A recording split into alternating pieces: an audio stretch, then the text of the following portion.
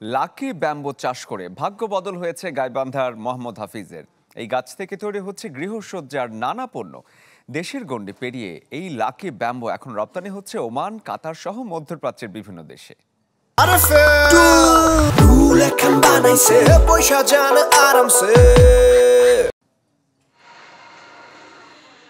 Lucky bamboo কোনো কোনো দেশে যাকে বলা হয় friendship bamboo, Chinese water bamboo বা দেবীর দয়ার গাছ, চীনসহ নানা দেশে এই গাছকে দেখা হয় সৌভাগ্যের প্রতীক হিসেবে।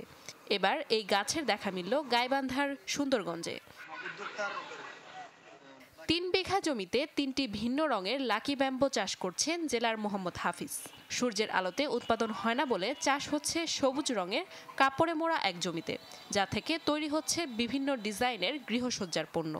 টবে রাখা এসব পণ্যের এক একটি বিক্রি হচ্ছে ৭০০ থেকে ১,০০০ টাকা দরে। ডিজাইনগুলো তৈরি করতেছি বাংলাদেশের ম্যাক্সিমাম জেলাতেই যাচ্ছে এবং বাংলাদেশের বাইরেও যাচ্ছে। বিভিন্ন রাষ্ট্রে মরুভূমির দেশগুলোতে বেশি নিচ্ছে। দেশের গণ্ডি পেরিয়ে এসব পণ্য চলে যাচ্ছে মধ্যপ্রাচ্যের বিভিন্ন দেশে। মাত্র ৩ বছরে নিজ ভাগ্য বদলের পাশাপাশি কর্মসংস্থান তৈরি করেছেন অনেকের। এবং ডিজাইনগুলো আমরা নিজেই তৈরি করে কাটিং করে ওগুলো টপ সিস্টেম করে অন্য দেশে পাঠিয়ে দিই। আমি লাকি ব্যাম্বো ডিজাইনের কাজ করে যে টাকাটা পাই আমাদের পরিবারের আর আমার পড়াশোনার খরচটা চলে। ব্যাম্বো চাষে সহযোগিতা ও প্রয়োজনীয় নানা পরামর্শ দিচ্ছে জেলার কৃষি সম্প্রসারণ অধিদপ্তর।